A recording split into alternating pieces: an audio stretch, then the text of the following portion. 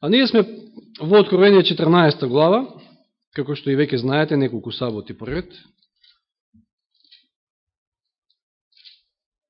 Првата ангелска вест, да ја прочитаме пак на почеток. 6 и 7 стих, Откровение 14 глава.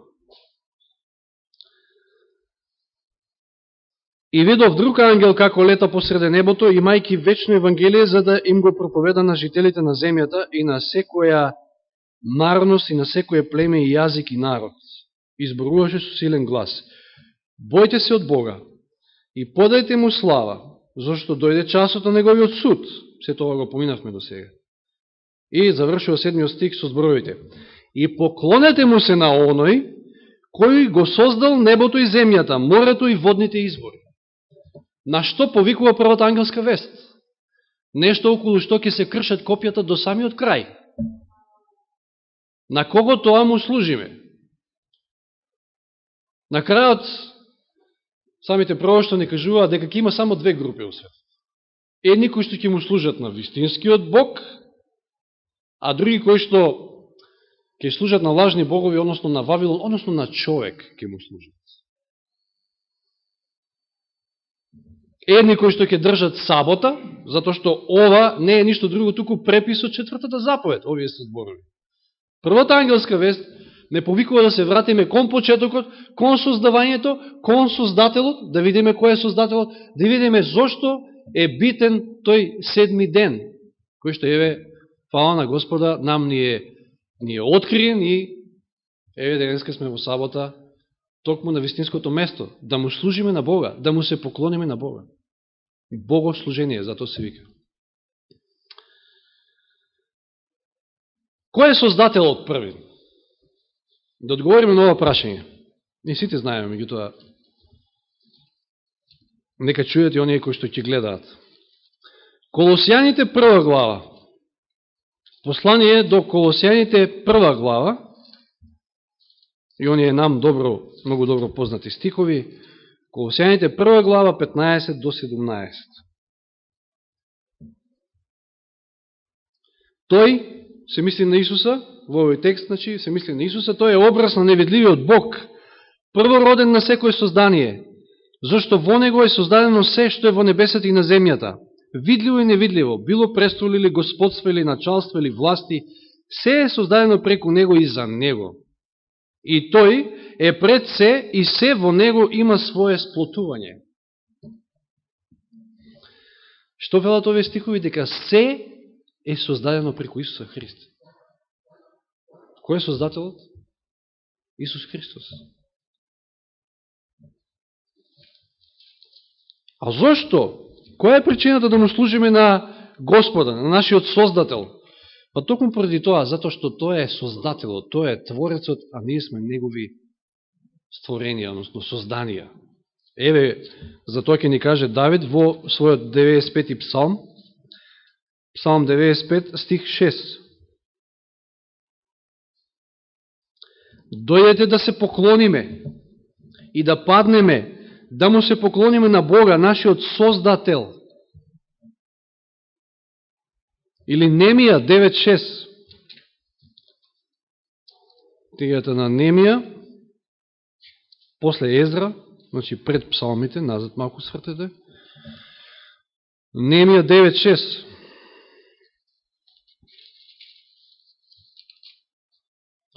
Ти си единствен, Господи, и го создаде небото, и небесата над небесата, и нивната војска, земјата и се што е на неа, морињата и се што е во нив. Ти го оживуваш сето тоа и небесните војски ти се клањаат тебе. Сите небески војски, сите ангели, сите живи створенија горе на небото, односно по другите светови, му се клањаат на Господа, затоа што тој е Создателот, тој ги создал. Тоа е една голема причина, зашто би му се поклониле и би му служиле на нашиот единствен жив Господ, нашиот Исус Христос. Првата ангелска вест токму на тоа посочува. Посочува и не враќа назад, уште во Битие 1 глава, во времето на создавањето, кога Господ ја создавал оваа наша планета. Знаеме што создал првиот, вториот, третиот, четвртиот, петиот, шестиот ден, и во шестиот ден што каже Господ, 31 стих од прва глава Битие. И Бог виде се што направи. Че Господ создавал 6 дена. Колко и на некога да не му е тоа уверливо, Господ е Господ семоќен, кога вели текстот и беше утро и беше вечер, веројатно не се мислише на беше утро и беше вечер на првиот милион години. Мислам, нема никаква логика, нели, самиот речник. И тоа како и да е, Господ создал за 6 дена и виде Господ се што направи и ете беше многу добро и битна вечер па утро 6 ден. Ова е на крајот од 6 ден, откако Господ се создал и како врв на своето создавање не создал нас. Ки создал Адам и Ева. И потоа продолжува текстот во втора глава. Така беа довршени небото и земјата со сето свое воинство. И на 7-миот ден Бог ги заврши своите дела, што ги направи, и се одмори во 7-миот ден од сите своји дела што ги направи, и Бог го благослови 7-миот ден и го освети, зашто во него се одмори од сите своји дела кои ги создаде Бог и ги направи. Интересно, ако го гледаме овој текст, поред како што е, 1, 2, 3 стих, ова е една теза која што ја пласира Стивен Бор и која што според мене е библиска и издржана. Нема да се задржуваме многу на тоа, меѓутоа, дали забележувате дека, значи ова станува збор за првата сабота. Првата сабота, откако 6 дена Господ создал, дали забележувате дека тој одморил во 7-миот ден, па дури потоа го благословил и посветил. Третиот стих вели, го благослови Господ, значи се одмори, па го благослови затоа што се одмори во 7-миот ден.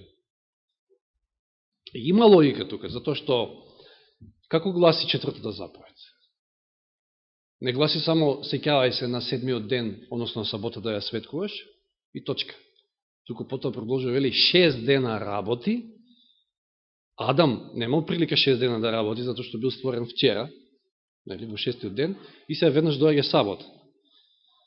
Веројатно, според таа логика на Стивен Бор, иако, што знам, нема баш некој, по самата Библија се изведува тој заклучок. Веројатно, Исус одморил првиот ден за да даде и пример на човештвото, односно на Адам и Ева, како сето тоа треба да се прави, и потоа следната недела бил пример. Односно, примерот веќе постоел, 6 дена Господ создал. Човекот не работел ништо првата седмица, односно не бил создаден во 6-тиот ден. Да даде пример, за да после тој пример го следат луѓето, првенствено тогаш Адам и Ева.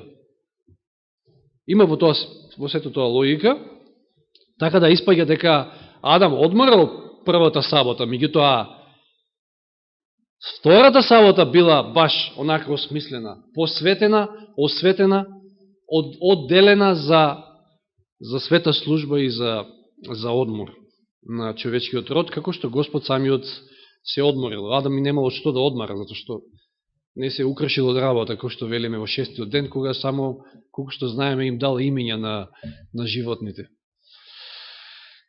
Како и да е, ние зборуваме во контекст на тоа дека Господа треба да го славиме и тоа во 7-миот ден, затоа што е создател. И еве, читаме дека тој самиот не оставил пример, 6 дена работел, 6 дена создал се што создал, 7-миот ден одморил.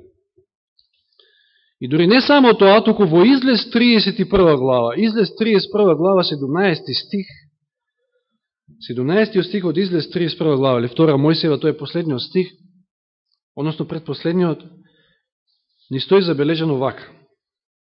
Откако претходни стихови кажува дека Израел треба да го светкува 7-миот ден, вели во 17 стих, таа нека е знак, таа, саботата, нека е знак за секогаш меѓу мене и израелците. Па Господ за 6 дни, еве зошто, и повторува. Па Господ за 6 дни ги создаде небото и земјата, а на 7-миот ден прекрати да работи и се одмори. И сега некој ќе каже, оние противниците на саботата, што ние сме саботари, ние нешто сме измислили сами од себе, ќе речат, па тоа е за израелците. Даваме да ја прашаме во Новиот Завет, кој е тоа Израел? Израелците таму доле или? Што вели во Галатјаните 3:29? Ајде, еве, кратко, нам не е јасно, меѓутоа повторно за оние пред се што ќе гледаат. Галатјаните 3:29.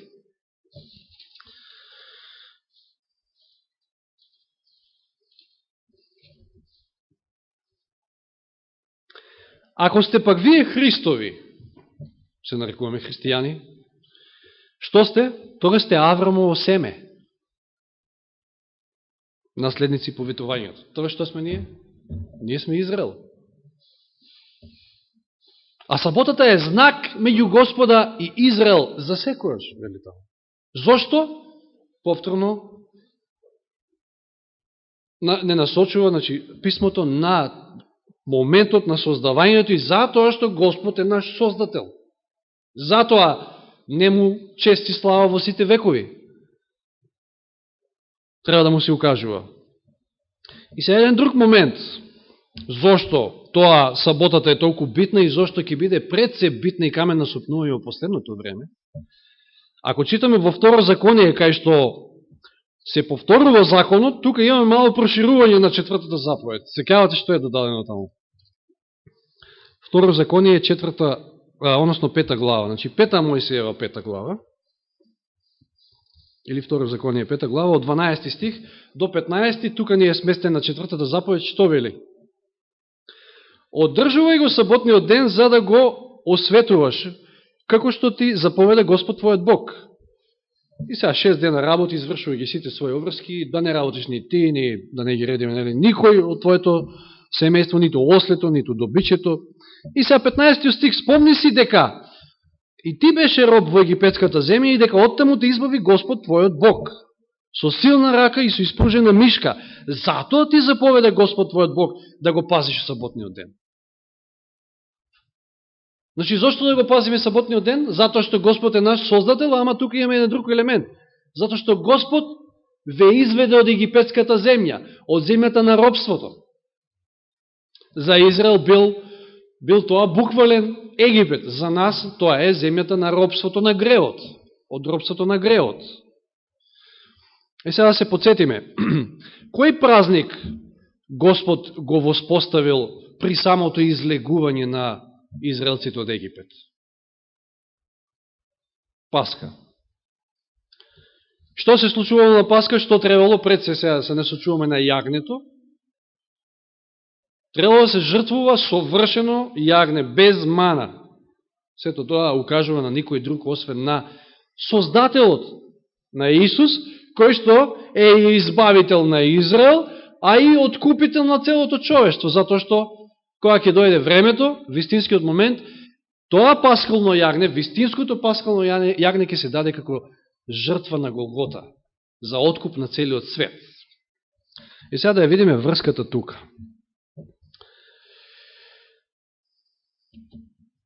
Кој е избавителот? Дали треба да одговараме на ова прашање? Еве ќе одговориме. Кој е тој кој што ги избавил? Кој е тој кој што ги извел израелците од Египет? Излез 3 глава. Втора Мојсиева 3 глава. Рековме, Исус Христос е Создателот. Излез 3 глава. Значи, Втора Мојсиева 3 глава, 13 и 14. Ова е, знаете, оној контакт меѓу Мојсија и Господа и со она грмушка, кој што никогаш не изгорува. Што слушнал овде Мојсија? Тогаш Мојсија му рече на Бога, значи, сме среде таа конверзација нивна, ако отидам при израелците им речам, значи, тука Мојсија ги слуша оние зборови, онаа заповед дека треба да оди да тој да ги изведе од египетската земја со Божји водство и Божја помош. И вели, ако отидам при израелците им речам, Бог на вашите татковци ме испрати при вас и тие ме прашаат како му е името и што да им одговорам? И Господ му вели, јас сум кој сум. Му рече Бог на Мојсија и потоа продолжи. Кажи им вака на израелците, јас сум ме испрати при вас. Кој е тоа јас сум? Тоа е истиот јас сум кој што ги дал и заповедите. Како започнуваат заповедите? Излез 20 глава. Че малку понапред, во 20 глава, од први стих тогаш Бог ги изговори сите овие зборови. Јас сум Господ твој Бог кој што те изведе Овде му најавува на Мојсија дека ќе ги изведе, јас сум, а овде вели, тоа е веќе после излегувањето од Египет, кога се даваат заповедите, јас сум Господ, твојот Бог кој што те изведе од египетската земја. Тој јас сум, во Јован 8 глава, едва извлекол жива глава, затоа што зеле да го каменуваат израелците. Токму за таа изјава. 8 глава Јован, веќе ја проучувавме, нели, 58-59 стих, последните стихови, од 8 глава Јован. Исус им рече, вистина, вистина ви веламе, јас сум, пред да се родил Аврам. Му велат, од каде ти Аврам го познаваш? Па јас сум уште пред тој да се роди. И тие зимаат камење да го каменуваат. Зошто? Затоа што многу добро им било јасно на што укажува Исус, што сака да каже. Кој е тоа јас сум? Оној кој што ги избавил, оној кој што им го дал законот, тој е јас сум. Значи, кој е избавителот? Кој е тој кој што ги избавил израелците од египетската земја? Повторно Исус. Создателот е избавител, а тој истиот и откупител. Тоа е тоа паскално јагне кој што се даде за гребовите на целиот свет. Сега треба да одговориме на едно друго прашање, за да видиме во кој ден и кој час бил принесен Исус на жртва, односно, значи, завршил со овоземскиот живот, починал. Во кој ден и кој час? Ние добро знаеме дека тоа било петок, но и што било друго? Било Пасха. И во кој час бил? Значи, издивнал Исус, вели таму во 9 час, или 3 часот попладне по наше. Еве само да видиме, значи, преку неколку стиха, за се со цел за оние кои што, може би не име јасно како се доаѓа до овој заклучок. Матеј 27:46. Матеј 27:46, вели, околу 9 час Исус извика со силен глас и рече, или лама савахтани. Околу 9 час, значи ова е пред да издивне. Знаеме дека темнина се случило, значи, да се заоблачи, да се појави една чудесна темнина која што траела од 3-тиот, односно од 6-тиот до 9 час, или од пладне, нашки кажано, до 3 часот попладне. Било темно, мрачно, како никогаш до тогаш на земјата, и околу 9 час Исус ќе извика, Боже мој, зошто ме остави? Во Јован 19:30, Јован надополнува една друга работа, што Исус ќе ја каже на крстот пред да издивне. Што кажал Исус пред да издивне? Пред да го предаде својот дух. Јован 19:30. Штом Исус го прими оцетот, нели рекол дека е жеден, му дале оцет на сунгир, рече, се сврши. Па една наведна главата и го предаде духот. Што се сврши? Што е тоа што се свршило?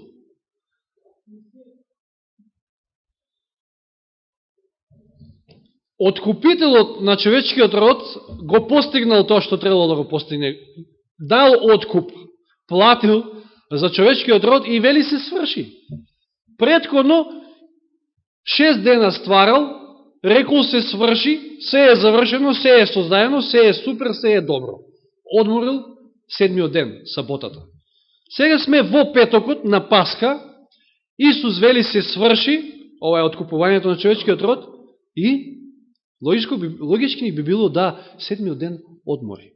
Односно, токму повторно в саботата Исус ќе одмори во гробот. Значи, Исус умира на Пасха во 15 часот попладне, токму во моментот кога се пренесувала вечерната жртва или пасхалната жртва во случајот.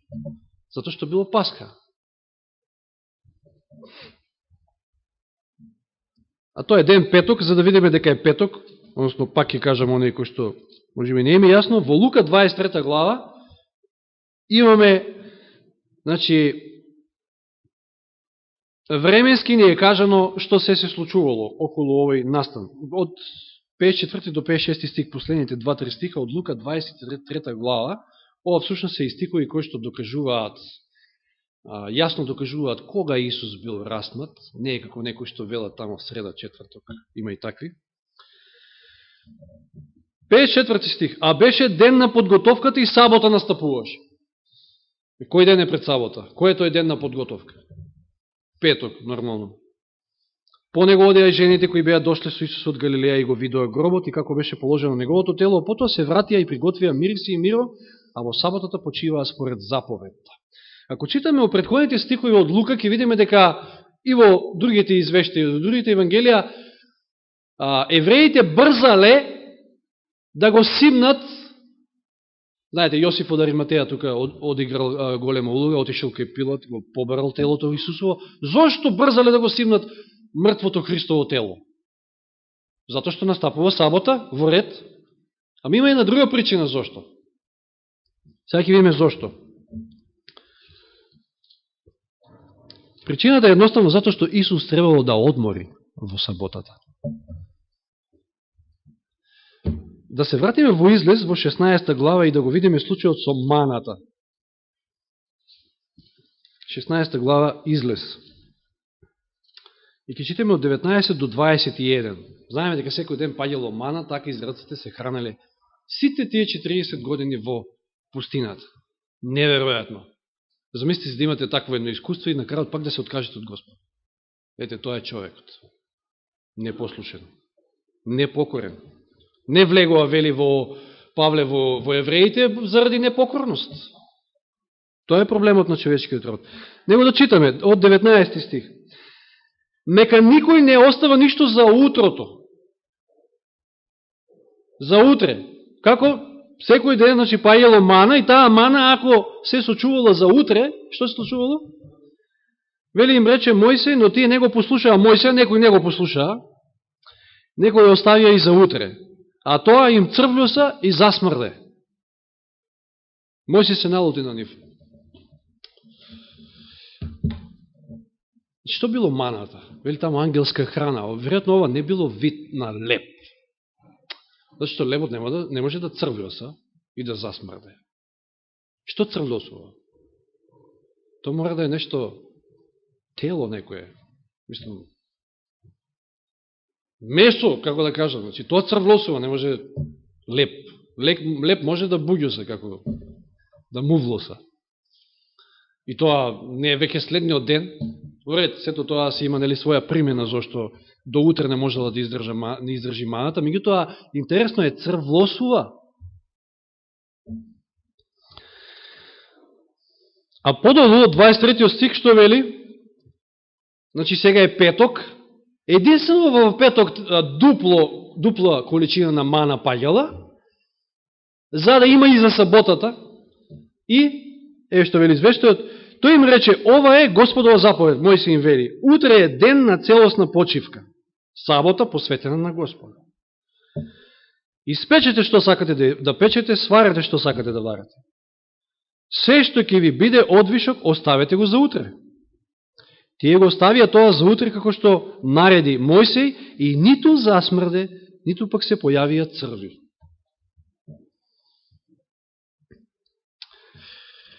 Мора првен да одговориме што представува мана во духовна смисла. Јован 6 глава, она тешка беседа која што често пати ја слушаме од ова место за време на кога имаме света вечера, Јован 6 глава, тешката беседа после која мнозина ќе го напуштат Исуса, што им вели Исус? Во Јован 6 глава, 51 стих.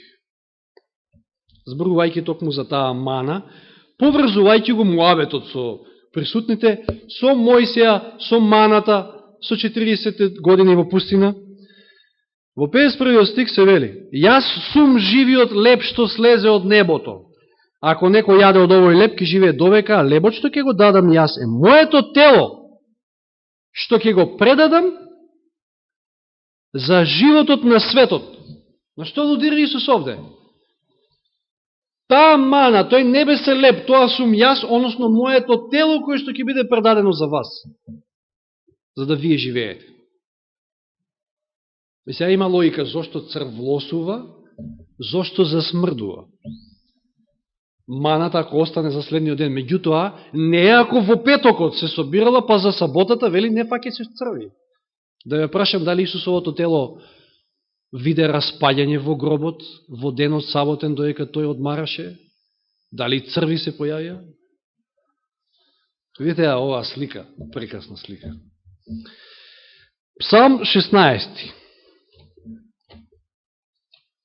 Псалм 16. Што вели Давид? Ова е пророчки псалм, кој што укажува на Месијата, значи месијански псалм, 16 псалм, од 8 стих. Господ ми е секојаш пред очите, бидејќи ми е од десната страна, нема да се сопнам. 9 стих. Затоа ми се зарадува срцето и се развесели мојата слава, а моето тело се одмара во надеж. Во која надеж? Во надежта за воскресение, следниот ден. Зашто? 10 стих. Нема да ја оставиш мојата душа во подземјето, во гробот, ниту ќе дозволиш твојот светец да види гниење.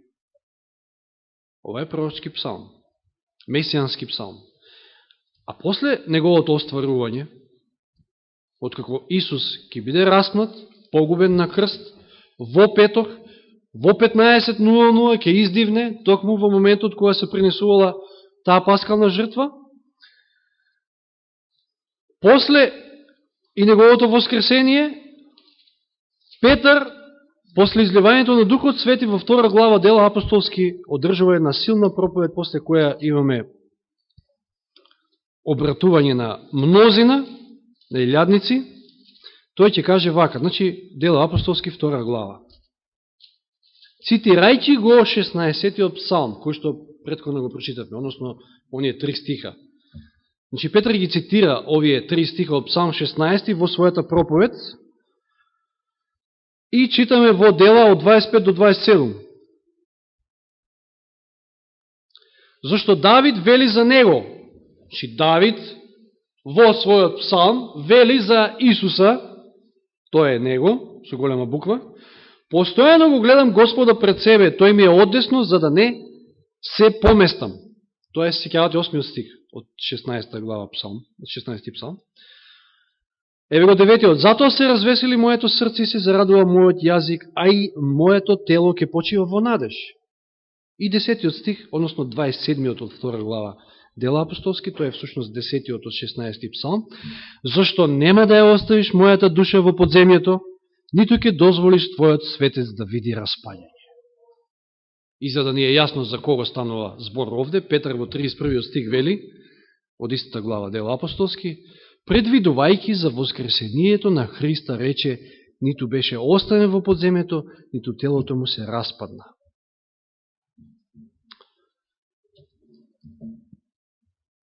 Зошто брзале евреите за да го симнат Христовото тело и да го закопаат, да го сместат во гробот? Затоа што Исус, Создателот, Избавителот и нашиот Откупител, исто како при создавањето, кога 6 дена работел, 7-миот се одморил, завршил се што завршил, 7-миот се одморил, сега при откупувањето на човечкиот род, завршил се што требало да заврши и 7-миот ден требало да одмори. И одморил, без да види неговото тело никакво распаѓање, никакви црви. Тоа е тој небесен леп, таа мана. Значи, Исус се одморил како го создал светот, Исус се одморил откако го откупил светот. Па што повеќе треба да зборуваме за тоа дали е сабота или недела, човечки измислен ден? И зошто била благословена саботата и посветена? Затоа што Исус се одморил во 7-миот ден. Значи, за да биде неделата света, треба некаде да стои во Светото Писмо дека Господ се одморил во првиот ден. Не, напротив. И сега, знаете, во христијанството денеска сите погледи се свртени цело внимание кон неделата, воскресение, па затоа нели ние ја славиме неделата, а во неделата најобично Исус станал во првиот ден за да почне повторно да работи, односно да продолжи со... Знаеме дека не се завршува све на крстот, иако се завршил откупот. Меѓутоа имаме еден друг дел, кој што се уште се одвива во небесната светење. Де Велики петок, де не знам недела, Велик ден, ама саботата се некако се испушта. А, всушност, тоа е тоа главното, па ѓаволот ги прави сите тие работи. Ѓаволот прави за да заборавиме на саботата, за да заборавиме нашиот Создател, кој што е семокен, се знае, со чијшто с помош и сила може се да се случи во нашиот живот. И болести да истераме, и буквално се. Да се возобновиме комплетно во нова личност, во нови созданија.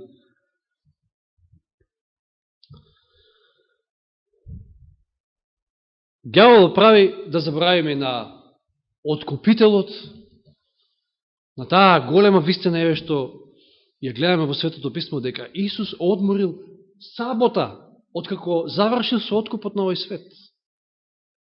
Повторно во саботата, не во некој друг ден, а во неделата станало, и тоа рано.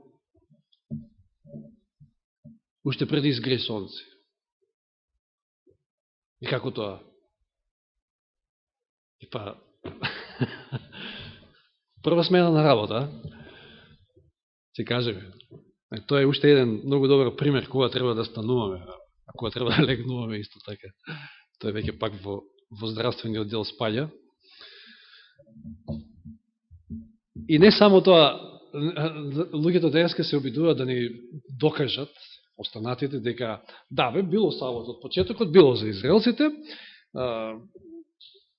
Исаија 66 глава дури вели дека и на новото небо и новата земја во сабота ќе доаѓаме да му се поклонуваме. Значи, било сабота, ќе биде сабота, ама сега не е сабота, сега е недела. Која е логиката на сето тоа? Било сабота, ќе биде сабота, ама сега не е сабота. Нели на новата земја? Еве да прочитаме Исаија 66 глава, со тоа ќе завршиме, значи тоа е последен стих. Откако ќе заврши Господ комплетно со злото на оваа земја, откако ќе ја очисти земјата и ќе повторно ќе создаде, значи нова земја, ново небо, што вели во 22 и 23 стих, зашто како што новата небеса и новата земја што ќе ги создадам, ќе траат пред мене слово и Господово, така ќе ви траат името и потомството. Значи вечно ќе трае новата земја, вечно ќе ви трае името и потомството. Од нова месечина до нова месечина, или од први до први, и од сабота до сабота секој тело ќе доаѓа за да се поклони пред моето лице, говори Господ. Ова од младина до младина или од нова месечина до нова месечина, знаете на што алудира? Знаете ли дека од први до први кај ќе одеме? Пред Господа, ама и нешто друго. Ќе јадеме од плодовите на дрвото на животот секој месец. 12 плода секој месец.